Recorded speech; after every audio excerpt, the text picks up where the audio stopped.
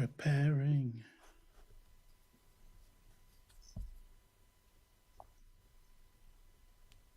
Done. Okay, I think we are live. I'm just going to update the information.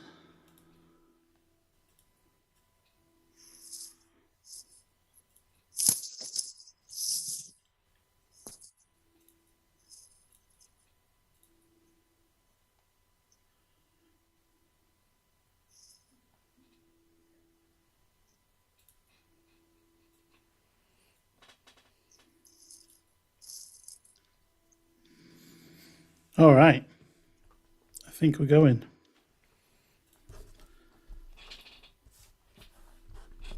It appears so. Excellent.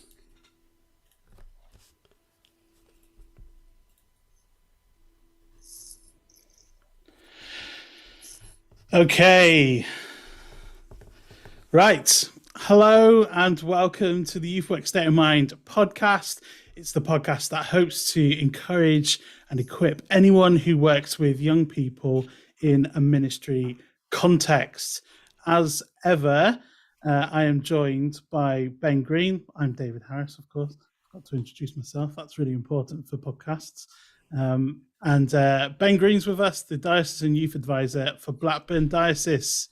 Ben, how are you doing? I'm all right, mate. Are you good?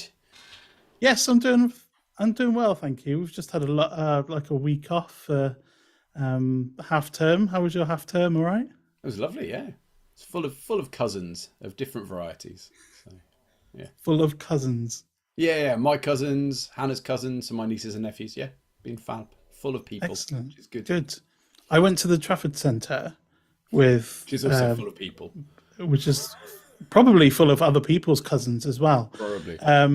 But unknown. And I went with Hannah, my wife, and we went to this.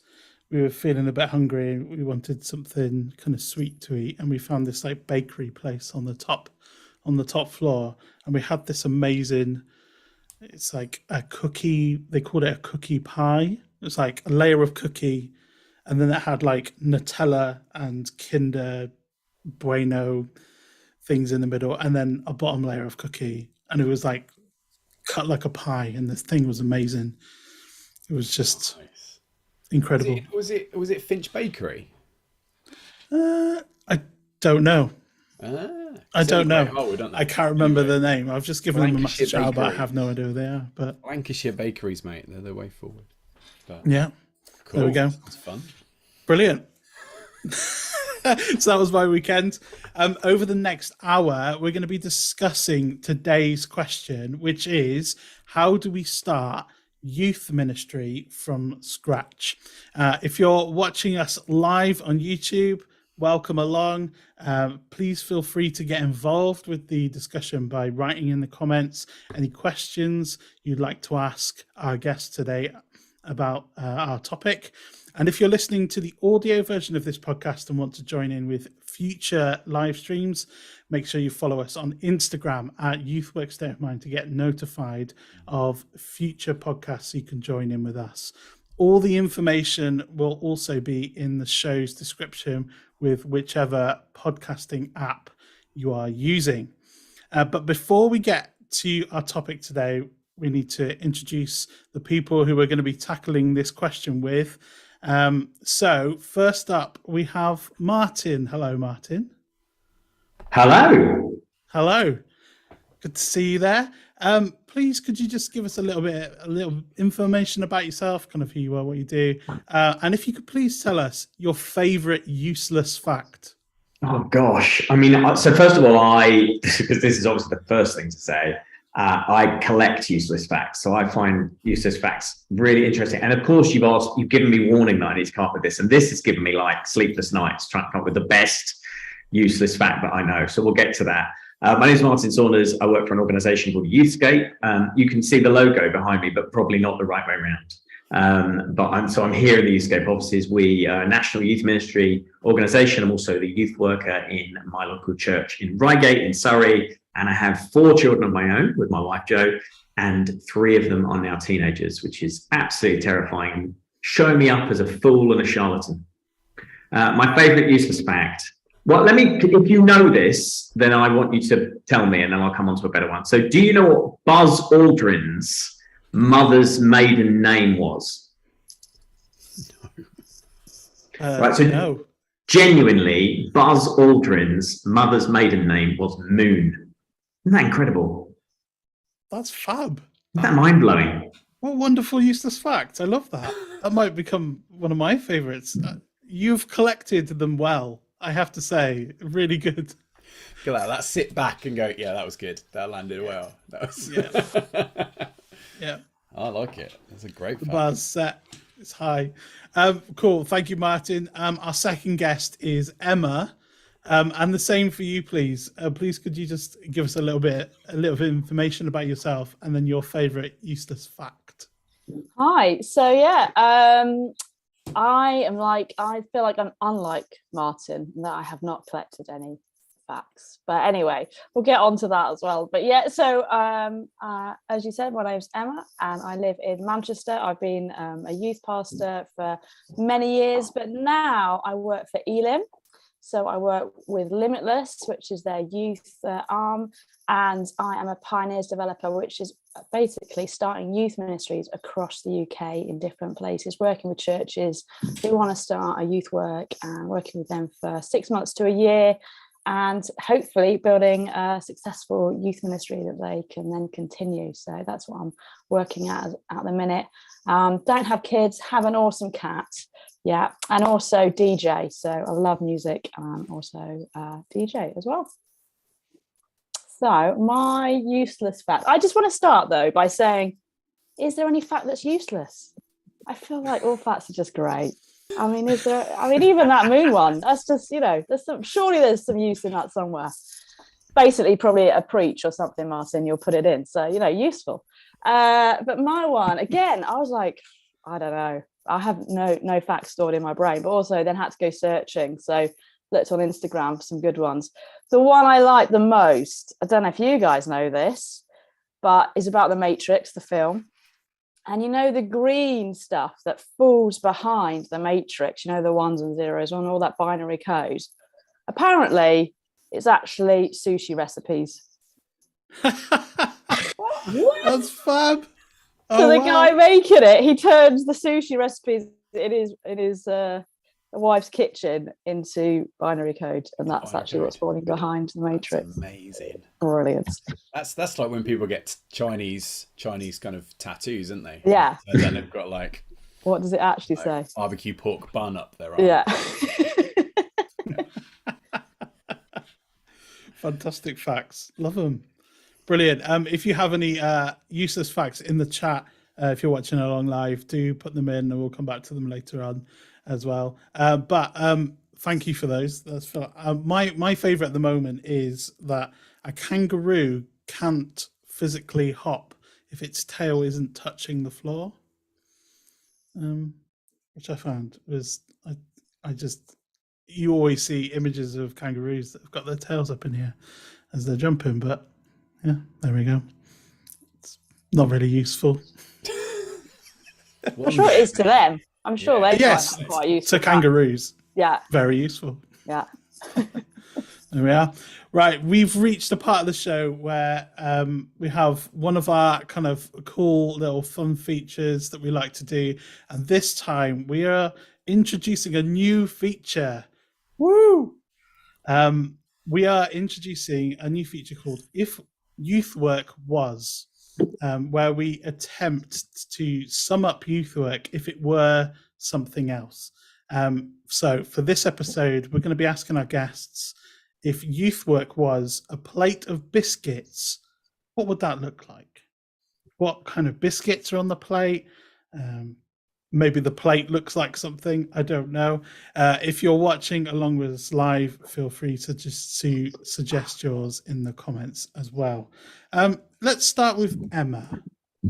If youth work was a plate of biscuits, what would it look What like? a question, guys. Youth work is a plate of biscuits. I mean, it has to be, doesn't it? Either a plate of biscuits or a pizza. I feel like that might be another one. But anyway, because you have to have biscuits as part of youth work, don't you?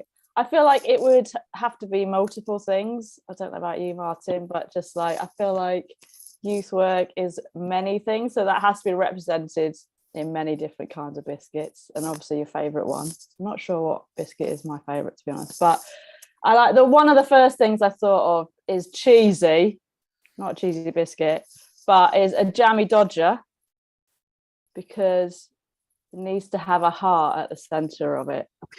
Come on. What do you think about that one? Was that a good? Straight in. Love it. Thanks.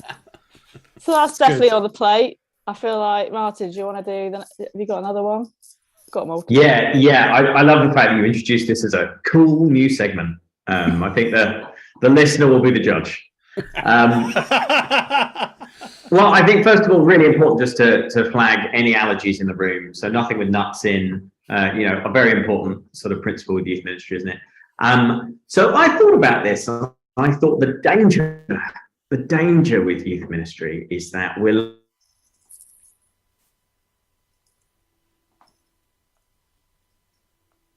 I allowed to say Marks and Spencers? The danger with youth ministry. The danger with youth ministry. Am I back? You're back, yes. I think you froze. Unfortunate time. The danger with youth ministry is not having enough Wi-Fi. That is the danger. It's frozen again. So yeah, but I guess I'll carry on with mine, which I feel like you also needed a pink wafer. I don't know if you'd agree with that, but I felt like you needed something random and fun. There's always something crazy happening or crazy young people in the mix. So for me, I feel like pink wafer had to be there as well. A big old mix of them. And also, I feel like Hobnob, the Peter Kay joke came into my head. I don't know if you guys know that, but dunk me again.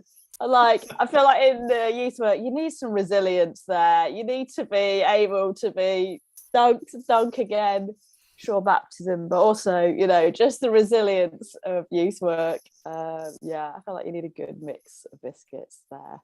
And I don't know if this is allowed, but I also added in the after eight, because even though it's not quite a biscuit, you always need the after eight game. The one where you put it at the top of your head and try and eat it. So I felt like that needed to be in the mix as well. But you do. I'm sure there's others. Mate, they're fab. Mine are maybe a little bit more pedestrian actually, but I had digestive biscuits. Are those those faithful leaders that are always there?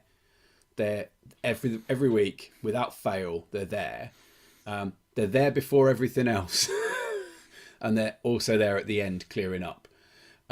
Because no one ever touches the digestives if it's because other stuff on the plate. But unless it's my dad, who loves them. To be fair, they are. I mean, they're loves good. The digestive with his coffee. No, I thought that kind of worked as a faithful. Nice. And then I went for like the custard cream bourbon kind of world and said you just generally have those lovely young people who just amazing, and they faithfully show up to stuff. They're there. In some ways, you sort of think, if they weren't there, you'd really miss them. Basically, was where I kind of went. But yeah, there we go. Martin seems like he's back. I think. What a moment for the internet to go down at Youthscape. Such a vital conversation. Important moment, yeah. Biscuits, very important. And I was mid launching into something brilliant as well. Of course. But you got nothing. You got nothing from me, did you? No. And you got the important thing about youth work is I'll try again, and then if the internet goes down again, just imagine I said something really transformative and brilliant about both youth ministry and biscuits. Right. Marks and Spencers. Am I allowed to say Marks and Spencers on this podcast? Yeah. They do these chocolate rounds and the ad line is more chocolate than biscuit. You heard that? Yeah. Nope. So I feel like, it's a very Surrey point. Okay. And I feel like this this is a great metaphor for youth ministry at times. You know, all sweetness, no crunch. I think that's the danger with youth work. But youth work isn't about giving kids Marks and Spencer's chocolate rounds. It's about helping young people to bake their own biscuits. That's what it's all about.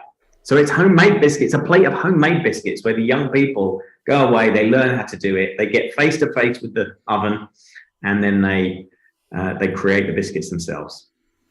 There we go. Did you hear any of that? I don't know. I've just phased out. We got all of that. Oh, good. Thank goodness. All of it then, though. Wow. Okay. I feel like that. I feel like that just that ended that conversation really. That was such an analogy in itself. I got lost in that analogy at some point. So I was like, young people are supposed to be baking themselves. I was like, it sounds dangerous, but yeah, that's good. It was fantastic. An excellent ending to that section. I think it's cool. I think people will say this is cool based on that. Okay, so it's time now for our discussion. And today we're going to be tackling the question, how do we start youth ministry from scratch? Many of us at one time will have had to start youth work from scratch, or are looking at maybe starting something new in the future, post kind of crazy, the crazy like 2 years we've just had. What foundations do we need to start something new? How do you set vision? These are some of the things that are good to know when you're starting a new ministry, not just youth work, but any new ministry. And hopefully by the end of this episode, you'll be a little bit closer to the answers you need for your context. We won't go into great depth about recruiting and developing a team today. But if you want to know more about that, then check out last time's episode 9 from 2 weeks ago, either on YouTube or whichever podcasting app you use, because we delved into how to recruit a volunteer team in that one at length for the whole episode, pretty much. So there we go. If you want that, that's the podcast, that's the episode for you. But you can listen to this one as well. How do we start youth ministry from scratch? So let's start off with our first question. And I'll go to Emma for this to start off with. What are the foundations and practical things that you would say need to be in place for any youth ministry? It's such a good question, and it's just exciting, isn't it? Like, let's start. If you're thinking about doing a youth ministry, just want to say, yay, well done. That there's just such a need, isn't there? I'm sure we all agree, as you say, about the whole, coming back. We see a lot of youth ministries needing to start up again, or start, from scratch again, or just if you're looking in your area and just you see that need, that young people need to get reconnected in. It is so good that, and I've just been so privileged over the last couple of years to be able to do that, and been working in Bradford and in Blackpool, and now at the minute working in Macclesfield. Just started one a month ago, and it's just going so well. And so I guess there's lots of things that could be foundational and sort of the practical stuff, but something that I always say is kind of 4 things to help start sort of the big picture thinking. I always say that you've got to know yourself and know your team. So you've spoken about a lot about team last week, that actually to have a think about who's going to help serve this vision, and to know your team's really important. I know a lot of the time you don't have loads of team and all that kind of stuff, and when you're starting, that might not be your first port, but actually it's so important to get people on side early on, and then think, right, who have we got? Let's not just do like cookie cut. Hey, cookie, is that a biscuit? Anyway, not to do like cookie cutouts and just go, oh, this is what youth work has to look like. We're going down here. It has to have X, Y, Z. Well, no, it's like, what's your passions? What's your team's skills? What their time, what's their experience, and sort of dream together. Let's start as a team to dream and think about things together. And just really, because I feel like as a lead youth worker, actually a lot of our sort of role is actually to help empower and help my team first and foremost. So how am I doing that? So I say that, know your team. Then I'd say know the young people. in your area, in your church. If you've got a few, like, work with them at your church. Start with what God has given you. You know, that's so important. But also just get to know it, see what's going on, what's already around, where are they hanging out, what do they love? Are they young people who love football or, you know, music, or what's making them tick? And also what problems do they have? Because we're here to connect and serve. We're not just here just to do a youth work. We're here to serve those young people. Your heart is for them. And so to really get to know them. And then I'd say, I call this know the land. So that's the bigger picture. So know your church. What is your church passions? What would your church leader think is a success? Because that might not be what you think is a success. But also just what's already happening.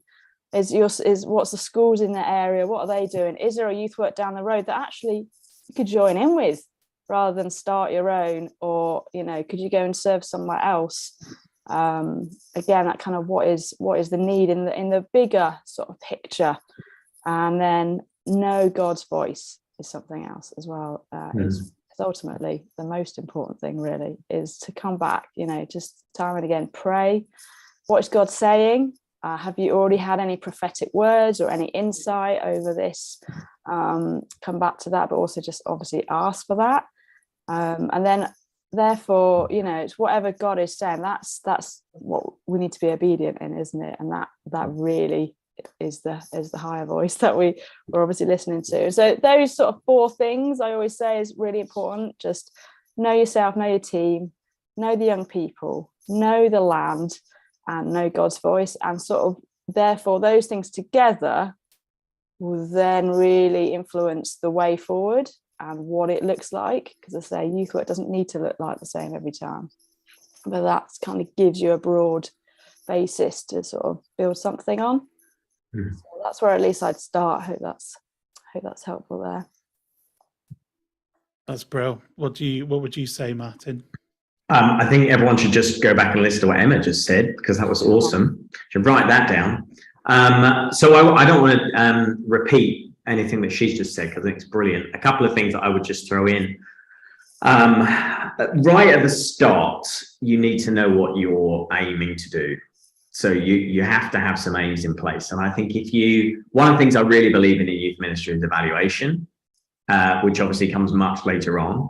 But you can't evaluate a project or anything unless you actually set clear aims in the first place. Because otherwise, what happens is your evaluation turns out really well. You go like, do you know what? We did brilliantly. I can imagine what we were trying to do. Turns out this is pretty much what happened. And so you end up with giving yourself full marks, which doesn't help anybody. If you're going to evaluate well, you need to set really clear aims, and that will drive much of what you do. So we might get on to talk about vision a bit more in a moment. The other thing that I would throw in, and this might be a bit controversial, is youth ministry can only thrive in a context where the ultimate leader of that context is on board and supportive. Now, I think the good news there is that the vast majority are, and even in places where, say, vicars in the Church of England, pastors, ministers in other denominations don't appear to be supportive, it's because they just haven't got a vision for it yet. They can't see quite how youth ministry would work in that context. It's not that they're just they're like crotchety old people who hate the young. It's not that in most cases. What we found at Youthscape, we've been running a project over the last few years, which is about to get much larger, called Launchpad, just within the Church of England at the moment, which works with the leader. So it works with the vicar. So it's quite counterintuitive. A lot of ministry projects over the years have started with the youth pastor. We've actually gone upstream to the vicar, because we found that if you get the vicar on board, then actually that unlocks a whole lot of resource and time and energy and vision and everything else. And then the rest of it emerges. So the flip side to that is, if you are in a context where you are trying to start youth ministry because you have a vision for it and God has spoken to you about it, and the leader is not in any way supportive of youth ministry as a concept, I think you are too precious to waste and you should go somewhere else. Yeah, I love that, what you said about the the leader. It is really wise, and that's definitely what that I find as I go around talking to churches and trying to work with churches. As you say, it ultimately comes down to that church leader, whether they get it or not, and what their vision is. Because your idea as a youth worker or volunteer youth worker or whatever might be this, but if it's not the same as theirs, you're on different pages, and that can be quite hard. Because I always say to potential youth workers, it doesn't need to look like a drop-in. It doesn't need to look like 20 to 30 young people coming to a youth work. If it does, great, but it doesn't have to. What if it looks like mentoring? What if it looks like just 3 young people that you meet with regularly? Is that youth work? And yes, it is, in my opinion, but it might not be youth work in the church leader's opinion, and therefore you've got a problem there. And so it's as you say, it's like determining what is success. What does thriving youth work really look like? And to have those conversations with your church leader is so important. So yeah, it's really great. And I think thrown in that is, I think one of the biggest questions you can ask as a leader, as a youth leader, is what is the church's vision? Because actually, whatever you're doing with young people is going to align somewhere with the vision of the church. So if that's a church that hasn't set down on paper what its aims, what its vision, what its goals are, and where it's heading, then actually your youth ministry will take on that almost probably looks quite generic, a bit cookie cutter, because it ends up sort of just swimming around doing whatever it feels like it might need to do, because it's not got a clear direction for the church. And I think that's one thing we've definitely seen is we, as vicars, set out, and from a Church of England perspective, they say, yes, we're in, this is amazing, this is the vision for youth ministry. We're like, what's the vision for the church? Because if it doesn't align, if the two don't align, we're going to end up with this issue that is, it doesn't fit where it is. So yeah, and I think one of the things I'd throw in the mix is like one thing that, and Emma touched on it, was that sometimes we don't have loads of leaders, and I think something's like, what is the capacity of the people that you've got on board? So therefore, in terms of shaping what it looks like, to start something that you can regularly run that's really good, that meets the needs of young people once a month, may not be the ideal, but it's a starting point. And so you can always build that in and go, okay, our young people are asking for this more. We're excited about this as youth leaders. Let's make it fortnightly. Let's build like a regularity, rather than necessarily from starting out and going, there's 6 of us, we've got to do this once a week, and we just sort of hit 2 months in and burn out. Actually, we've got to, what's the pace of life, and where's the capacity at? So I think that kind of sits quite key things, really. Pretty good. We've touched on vision a bit, and I feel like there's something to unpack there. So how would you go about shaping, setting, or casting vision and culture in something new? I think we'll go to Martin on this. I think you mentioned it first. Yep. Vision. Yeah. It's a very popular word in Christian leadership circles, isn't it? Everyone wants to be a visionary. That's the absolute highest level you can hit in Christian leadership, is if someone refers to you as the visionary.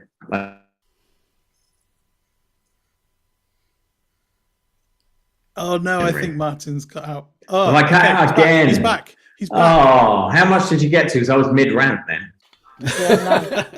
I think your Wi-Fi just picks up when you're going to say something genius and then just drops out at that moment. I reckon. I don't know about that. Anyway, I was saying the top level that you can aspire to in Christian leadership is visionary. That's the thing everyone wants to be.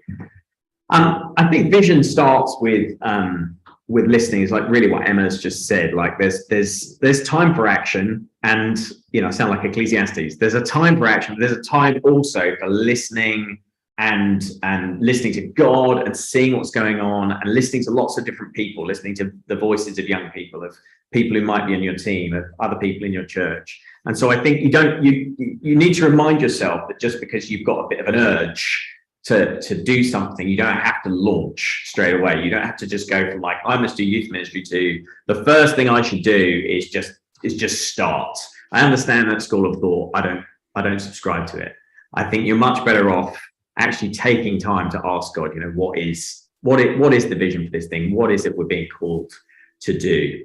So I sort of said just then, the gold standard in Christian leadership is this idea of being a visionary. The best visionary that I've ever worked with would hate to be described as that, would never call themselves visionaries. They're just people who quietly get on with the work that God's called them to do. They find a story and they begin to tell it. Their behavior and character is consistent, and they hold themselves in a confident way. But actually, the most important thing is they are clearly walking with God. And I think that the clearest way to set vision as a leader is just to take that small thing that you think God has given to you and then walk confidently with it with real integrity and character. And so I think the other thing that often comes with this is this idea of how do you set culture? So how do you cast a vision? How do you set culture? I think it's really, really hard to deliberately set culture. I'm not even sure you can set culture. I think culture emerges. I think you if you have this kind of effort to set culture, it's a bit, if you're familiar with Andrew Root's writing, it's what he would call the kind of pursuit or the quest for authenticity. But actually, you just get the culture you deserve. So it comes back to the question of who's leading in the room. Are those people kind? Do they care about people? Have they got something compelling they've been called to? Do they care about the thing that they're talking about? And if those things are in place, culture will set itself.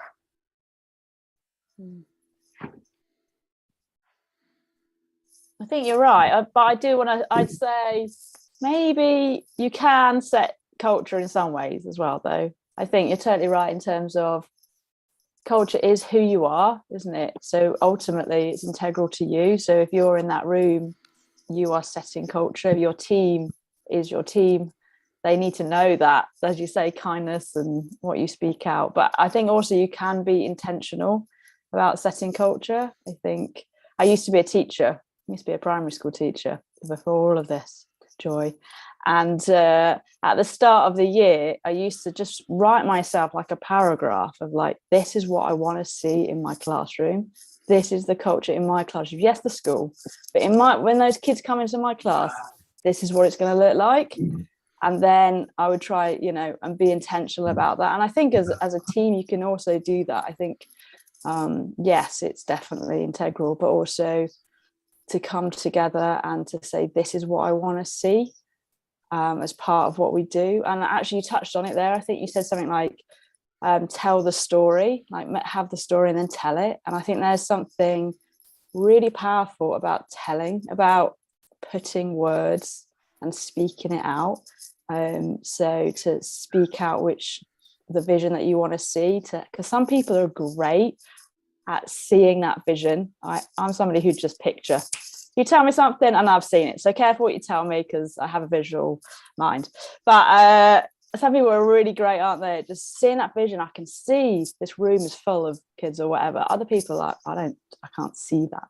And so to be able to put words to it, but also that there's something really powerful about like speaking out what you want to see as well. I think words have power, and so to put words to it is helpful as well. So yeah, a bit of both. I sort of agree with that, but I also think, like, you know what doesn't work? Lists of rules. Telling young people this is how however you dress it up. If you call it like, this is how we do things around here. If you call it that rather than a list of rules, kids do not care.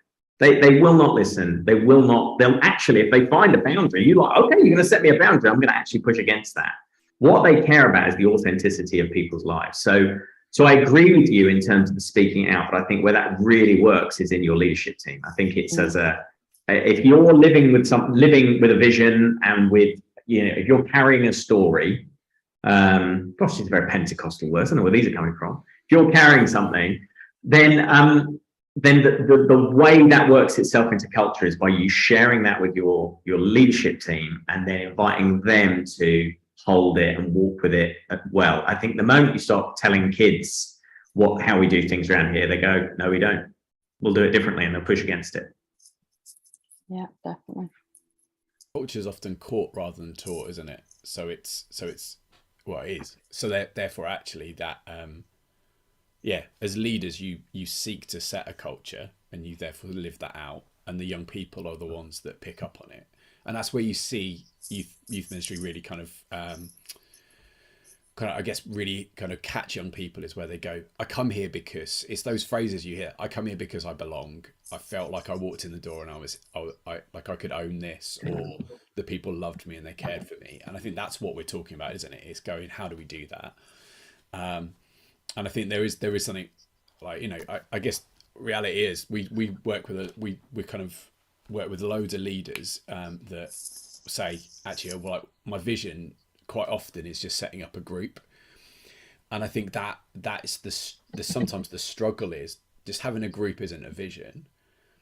Actually, what's the intentionality? Where are we heading after? Where are we kind of heading as a team, as a leadership group that says, actually, what do we want to see in the long run?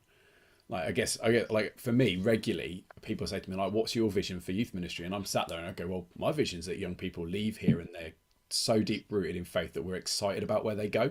I'm kind of nicking it off Alan Scott of Causeway Coast, previous fame, and now over in America. But like, actually, he was at a conference once, and he said like, we so often fear young people going off to university or into the world of work that their faith might survive it. And I think if what we're aiming for is actually that young people have a roots of faith, that actually they go, we're excited about what God's going to use them for when they show up where they go next. And I think that, and I know that won't be necessarily the case for every young person, but if that's what we're aiming for, quite often we'll have those stepping stone sort of actions, if you like, those aims and things that kind of slowly but surely get us there, that allow us to set the culture of aiming after that, even if we're starting off with initially what looks like a lot of young people we met in a park, and how that then shapes, but how we deliberate about that, and how are we intentional about actually, how do we tell our story, how do we tell the story that we see, and how do we allow them to tell their story and encounter God in the midst of that. And I think there's something in that, and it's hard, isn't it? Because when we're shaping it, you're absolutely right, it's that authenticity, it's who we are. If we're not engaging with who God has called us to be, meeting him in our everyday, waking up every morning and going, all right, God, it's you and me, what does today look like? Then actually that changes the trajectory of that group, because actually we're just turning up and trying to do it in our own strength. But we've already said a number of times, like, we have to be listening to God, actually saying, where's God in the midst of this? What's he calling us to do? And I think is vital. I did hear it's interesting you talk about speaking it out. It's interesting. We've come across a couple of leaders along the way while we've been running our learning community that have said, oh, I've got this great vision. And you go, that's great. Who have you told? And they're like, well, the three of us here. And you're sat there going, that's not the people that need to know this. Like, your church need to know that this is where you're going and what God's called you to do with this age group. And they'll get round that. When you share vision, it excites people. And it's and that's really fun. Yeah. Youth work looks very different in different places, and we've already kind of touched on context. How does someone's context shape what they start to do? Are all of these kind of basic principles that cover across a variety of contexts, or are there some kind of things you have to do differently depending on where you are, who you have? Who wants to jump in on that first? I'm not getting any visual markers from anyone.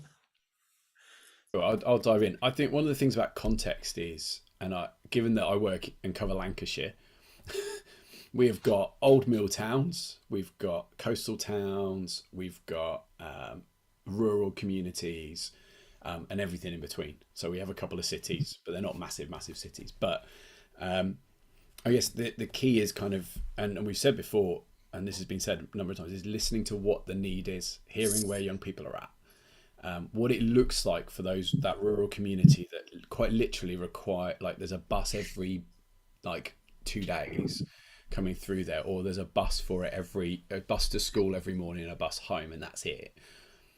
If you're reliant on parents, that shapes how your youth ministry is going to look. There's going to involve a conversation there that says, what does this look like? And it might pick up on what the surrounding is. But in the same way, actually what you do, if you're in an inner city church where you've got a graveyard and there's young people hanging out around that graveyard, actually you might look more detached, youth ministry. Let's go out and meet those young people, have a conversation with them. And I think it absolutely shapes where they are, who kind of the young people you've got around you. But equally, I think geographically it impacts how you do that, and therefore you've got to take that. So I guess when we talked about that foundations, when Emma's asking those questions, they become really key to saying, like, actually sort of know the young people, what are they facing, sort of, and what are they up to? Because Blackpool's a very different context to Macclesfield, though it may not feel it at times, but yeah. Yeah, no, it is, yeah. Yeah, I mean, I totally agree with that. I wrote in prep to this just the word everything, and let's move on. That's not a very good discussion though, is it? So yeah, I totally agree though that, you know, context is basically, it is everything, because as you said, like Ben, like we're there to serve, we're there to connect with those young people that you have got in your area, whatever that looks like, with what capacity God has given you, with what passion God has given you. And so yeah, to find what you know, what works in your context is so key. And so therefore I feel like there's real permission there to people listening, like just permission to dream, permission, you know, God has given you those gifts and those skills for a reason, and that time in your life, you know, permission to get to see what God has got for your context is quite an exciting, maybe perhaps overwhelming, but also quite an exciting thing to think, you know, we know that God is a God who wants to connect with us as individuals, and who loves us, and so he wants you to show that to the young people in your area. Like, what does that mean that, you know, the God of the universe wants to connect with them in their moment? And so yeah, sort of to dream and to think, what does God want to do with you where you are? So I think that's quite exciting. I thought it was probably worth, because I agree with everything that's been said, and I'm not sure there's anything to add to it specifically, so I thought it might be helpful to illustrate a little bit with a story. So I took over the youth work at my church getting on for 5 years ago, and classic kind of story. I took it on for 6 months to cover for the outgoing youth pastor, and here I am still. And I observed a couple of things going on when I took it over. One thing was transitions were a massive issue. So we were losing kids out of children's ministry, and then somewhere in the middle of the teenage years. So we were strong up to about age 13, and then kids were really dropping off at that point. And the other thing that I noticed was a sense of stress and overwhelm in our community. So it's a very kind of middle-class community in Surrey, and I make no apologies for it. It's just where I've been called to minister. I've spent 10 years apologizing for it. And sorry about that. Yeah, thanks, Emma. It's come up a few times in my previous encounters with you. But one of the things that's very real there, apart from the massive parental pressure, is the enormity of the local schools. So it's not unusual to have a school with sort of nearly 3,000 students. So you're in a year of 400 young people. So they're massive schools. And so the kids just felt completely overwhelmed and a bit lost. And some of them finding it really difficult to find their place in the world. And you've got that sort of upper middle class problem of young people who have wealthy homes but never see their parents. So they've got a family unit, but who knows what's really going on behind those closed doors. It appears to be brilliant. It's often not. So taking all of that into consideration as the context, we did two things. The first thing is we put all our youth groups on the same night, and they gave them the same name, and we made them look the same, and they started at year 5. So I previously had never dared go under 11, but we set up a year 5 and 6 youth groups so that when you got to year 7, you weren't suddenly going from a children's group, which is basically glorified babysitting, or to, in that context, just then, at that point, into, suddenly, you're expected to behave as an autonomous semi-adult, and contribute in different ways to informal education. And then we also introduced another thing, which was a meal time. so we introduced a meal time between our year 7 and 8 group and our year 9 to 13 group. And we invited everybody from year 7 to 13 to meet there. And so suddenly everything was, the whole thing was orbiting around this kind of shared experience, coming together, being in the same place. And this, what naturally emerged was a sense of family. And that was what those young people in that particular context needed. Now, if I was in a different place, I wouldn't set up youth ministry like that. So it's really important to say context specific is the key here. Yeah. And that was what worked for us. It might not be what works for you. I think you've struck on something there, though. I think meal times are something that works so well in youth ministry, though. It's something that we like.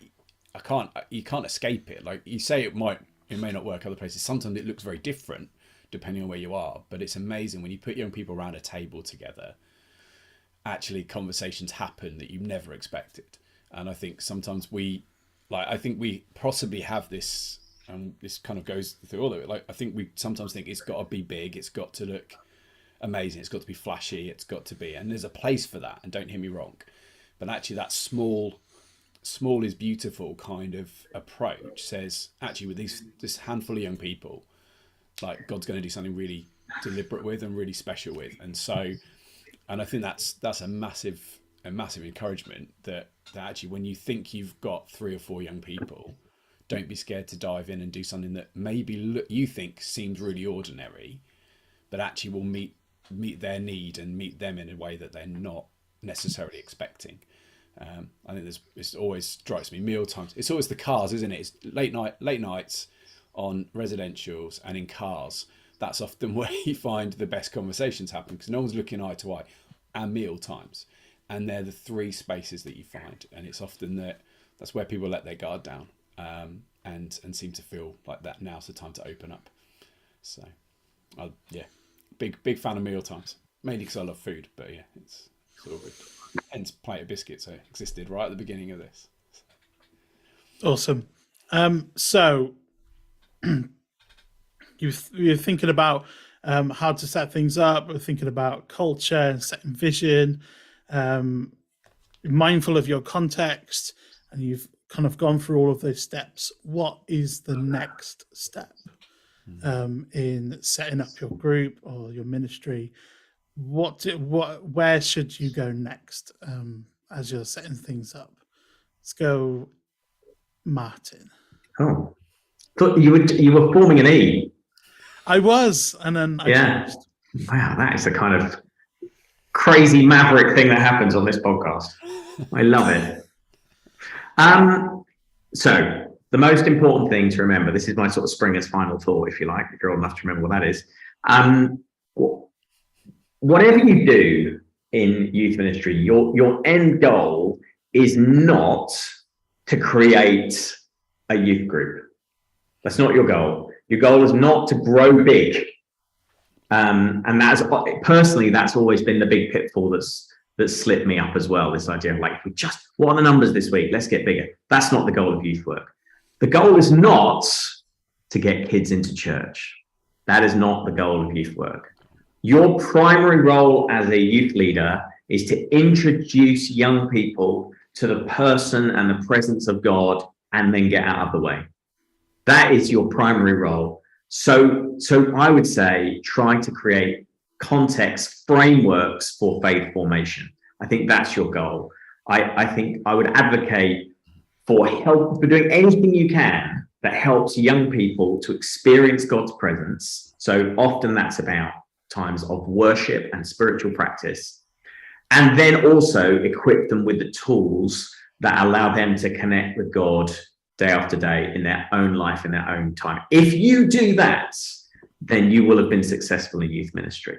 And so I have a huge amount of time for thinking about spiritual practices, spiritual disciplines. I think those are incredibly important. I think worship is transformative for young people in all sorts of ways. I think we need to get over ourselves with some of the intellectual critique of worship times. Do you know what? There's so much good about charismatic worship. I used to be such a snob about it. I think it gets you into the presence of God. It disarms you. It gets you all facing in the same direction. It gets you focused on God. What's not to like? So I just think that's the thing. You'll just remember, whatever you do, your goal is not to create a youth group, to get it big, to get young people into church. Is to introduce them to God and then get out of the way. Love that. Brilliant. Emma? Yeah, I mean, how'd you follow that? Yeah, no, it is really good, because I'd say the same in the fact of, the reason that you're doing that you're starting it isn't, as you say, to make a great youth group, to make a great, a big youth group, I should say. It is about those disciples that make disciples. How do we do that? How are we making a youth ministry that creates that? And so it's kind of that thing, isn't it? Start with the end in mind. If that is the end, how do we start it? What are those next steps? And so to have those next steps in mind, rather than I'm just going to start a youth group and they're all going to come, and it's that, and now you've got it. Now, like, now what? It's actually, what does it look like? So it's not just this perpetuation. We're going to meet every week and just have fun and play table tennis or whatever it is. It's what are those next steps that you want to see? And as Martin says, it might not be that they come to church. That might be, one of your end goals, but actually it might look different in your context. Again, it's like, what does being a Christian for these young people that you've got, what does that look like? How can you help them meet Jesus and, follow him in their everyday life? How can you put those next steps in for that? And again, it's coming back to the encouraged team. For me, it's all about the team, about, come back and celebrate them. I'll check in with them. How is your own faith doing? How is their faith doing on this journey? Rather than just running at this thing continuously, how do we, keep going with God in our own ways, in our team? But yeah, it's put that sort of next steps. What is it? What would you love to see happen, and how you break it down into next steps for yourself? Anything to add, Ben? Keep listening, because young people change. Like, God doesn't change, but young people change, and their needs change, and particularly as they grow older, is asking that question of, is what we're doing actually meeting their need? Is it the best for them? It might still be something they love and come to, but it's kind of going, actually, is this actually supporting them? Does starting around a meal, that absolutely is the right space? Is it still going to be the space, the right framework in the future? And how does that work? And does it need to look different? I think the other thing is that, and maybe I'm just always just very aware of the sometimes the smallness of our teams, the lack of size of the team, is just consistently be just praying for who else to invite onto that journey and be part of that journey with young people. So like, who else are you raising up as another leader? Which young people are you raising up as leaders? Who are you seeing the sort of discerning the calling for in that? And therefore, what you hope, the hope is that the sort of the legacy of what you start is something that kind of actually is young people rising up as leaders that take that on, however long that is. That actually the longevity is the fact you could walk away and step away, and as Martin says quite eloquently, and just get out of the way, but actually and just let God do it. And what is God asking you to set in motion that hopefully is sustainable and leads to young people meeting him. So yeah. I guess Pretty the only good. thing to add as well is, off of the back of what you just said there, Ben, is I guess the next step is to be obedient, whatever that looks like. But as you say, as you've listened to God, it's just like, if he's asked you to do it, then I guess we have to be obedient and trust him. It might look like building the ark and you're like, what am I doing, Lord? Or it might be really obvious and it's the obvious next step. But yeah, I guess be obedient and trust him and see what he can do through you. Brilliant. Do you have any helpful resources, or maybe kind of events or kind of talks from people, or maybe you have some resources of your own that would be helpful for people to look at in this? Anybody? Well, far be it from me to promote my own work, but I did write a book called Youth Work from Scratch. So, I mean, it's pretty dead on, the title of the podcast. So you can still get it on Amazon and all good bookstores. At the Youthscape website. Go to the Youthscape website and buy it. It's more expensive there. And that is a sort of like a handbook to setting up youth work in a church context, a church context. And I think it's quite good. People tell me it's quite good. Yeah, I'd also say I've read it. It's very good. I've also read a book. I have to put it in. Come on, by Tim Alford, because it's called Leadership 101. He's the guy that runs Limitless, and it has everything that we've basically just spoken about: vision, culture, team leadership, how to set stuff up. So that's been really good. And Limitless has also got places for youth workers to get connected to each other. We've got an away a couple of days in January, so that anyone is welcome to come to that, to check that out on the Elim website. But yeah, make sure that you are supported as well. Absolutely. I think one resource that I'd throw in that possibly I think aims to do what we've talked about with young people is Rooted, which is a Scripture Union resource. It isn't a program, but it aims to seek to give you kind of a framework for how you do what we said, build a relationship with young people, and create the space for them to encounter God. And I think that's worth looking at. That's Scripture Union, Rooted. If you're a church leader in Blackburn Diocese or even slightly further afield, and you want to talk a bit more about how you might do this, get in touch with us. You might want to jump in part of our learning community, just to explore what this might look like, and to help you with that journey, so you can join alongside sort of other people that are doing a similar journey, looking and exploring the same stuff. So hopefully that's beneficial to everyone that's in that room and engaged in it. So where can they contact to jump in on that, Ben? They can email youth@blackburn.anglican.org. Brilliant. Well, amazingly, like, we're to time. It's like it's never happened before, Ben. I don't think. Never happened. So yeah, there we go. That is all we have time for on the Youth Work State of Mind podcast. Massive thank you to Martin and Emma for joining Ben and I on this episode. Really appreciate you jumping in from your busy schedules to impart your wisdom. So thank you so much for that. Thank you to everyone who joined us on the live version on YouTube. If you'd like to join us next time whilst we're live and ask some questions, you can follow us on Instagram at YouthWork State of Mind, so you can be kept up to date with when the next episode will be going out.